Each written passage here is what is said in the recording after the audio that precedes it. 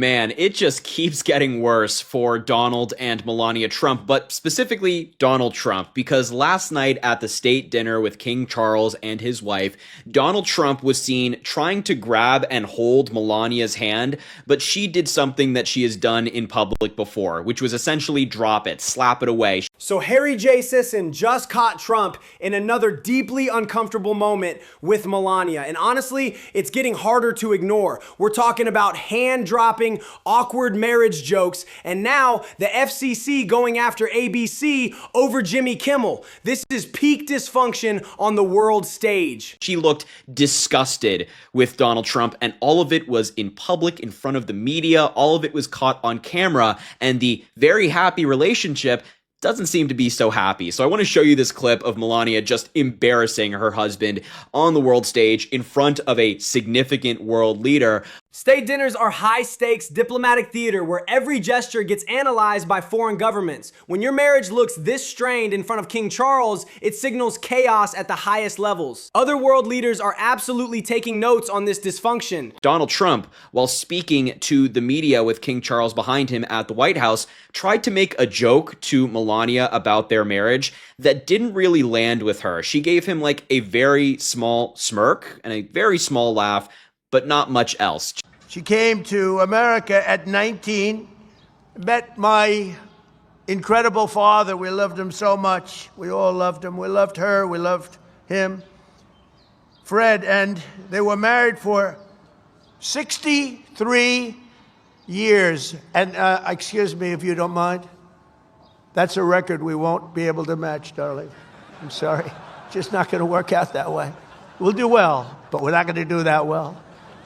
63 years. That joke was brutal because it's essentially Trump admitting their marriage has an expiration date. He's literally telling a foreign leader that his parents' 63-year marriage is unattainable for him. That's not self-deprecating humor. That's revealing your actual mindset about commitment. Yeah, I mean, you kind of got a glimpse there at the end. Not happy. She gave him like the tiniest of smiles. You could see it from different angles, but she wasn't stoked about the joke. But I think that when you're president of the United States, you should not be grabbing your wife's rear in front of everybody.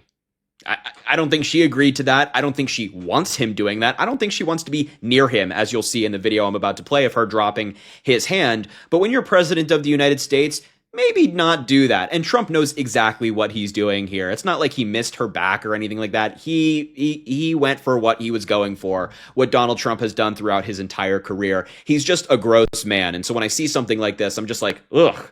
This behavior pattern goes back decades with Trump. The Access Hollywood tape, the E. Jean Carroll case, multiple affairs. It's all part of the same entitled attitude toward women.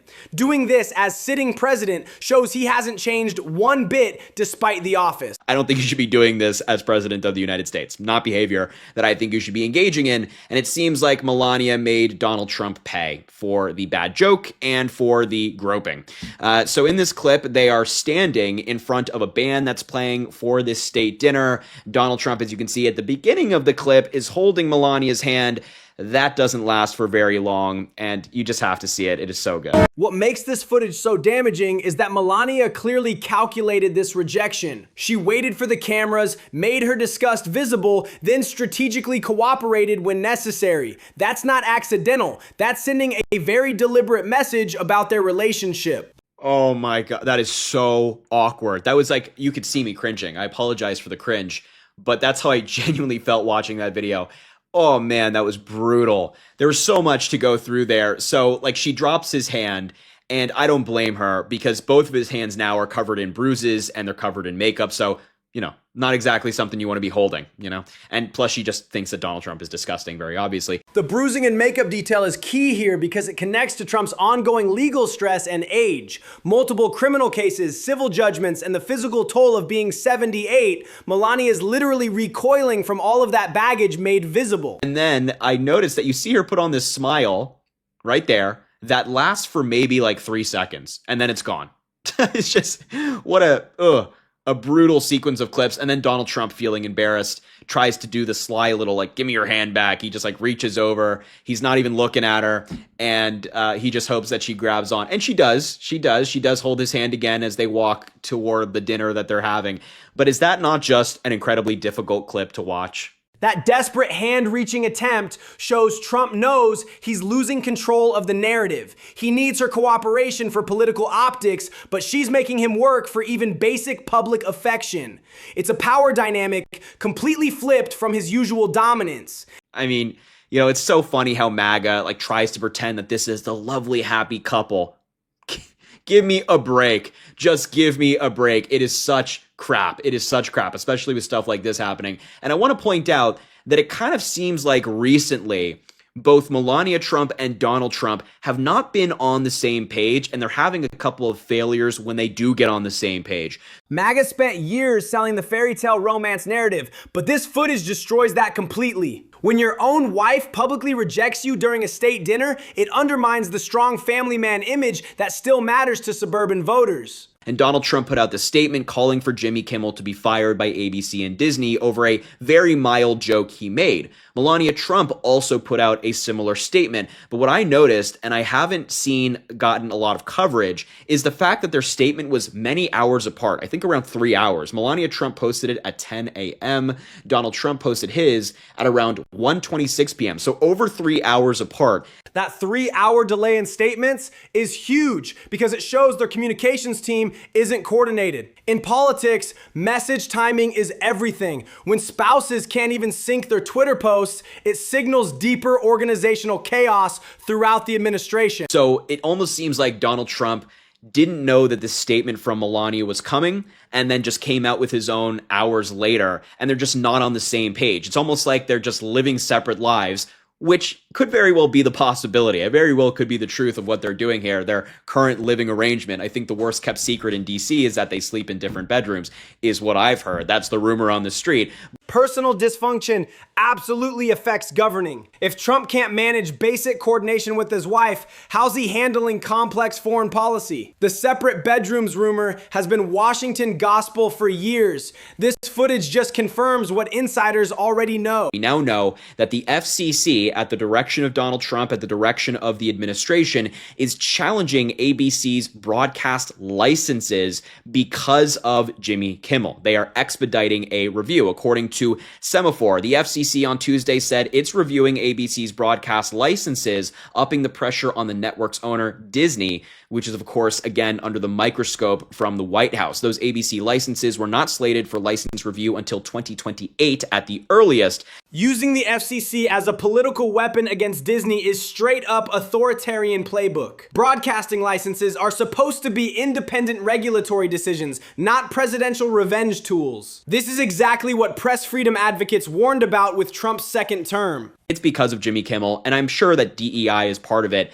but Kimmel is really fueling this as Kimmel has been fueling this for many months now. But the move, which Semaphore first reported earlier Tuesday, comes a day after Trump and Melania are sparring with Jimmy Kimmel. And they said, Disney said, ABC and its stations have a long record of operating in full compliance. And the problem for Trump and Melania and the FCC and Brendan Carr is that Disney is not backing down. They put out this statement in response to the challenges brought to its licenses, saying, quote, "We have received the FCC's order initiating an accelerated review of the licenses held by ABC's own television stations. ABC and its stations have a long record of operating in full compliance with FCC rules and serving their local communities with trusted news, emergency information, and public interest programming. Disney's defiant response is crucial because it shows major corporations aren't rolling over this time. They learned from Trump's first term and they're prepared to fight back legally. This could become a defining battle over media independence. The White House comms director tweeted that Kimmel made a disgusting joke about taking Trump's life.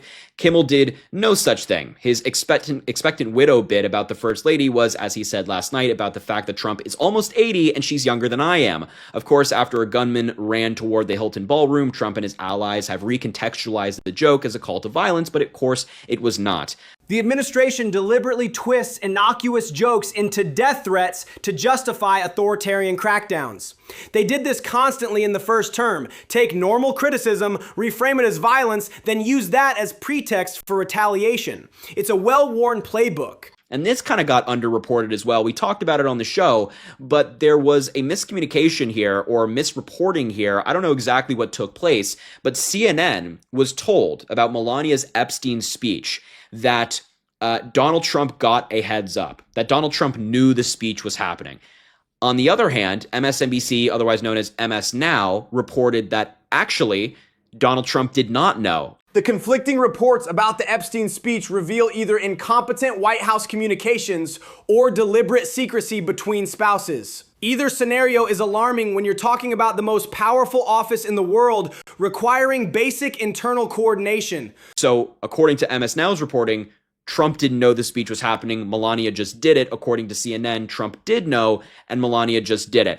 They're not on the same page. There's obviously a disconnect here between the president and his wife, the first lady. It doesn't seem like that's resolving anytime soon, especially when you're watching this clip, when Melania is just disgusted by Donald Trump, which is entirely understandable. All this dysfunction matters because we're heading into 2026 midterms where suburban voters will be watching. Marital chaos, media attacks, and public embarrassment create the exact narrative Democrats need to argue Trump remains unfit for office.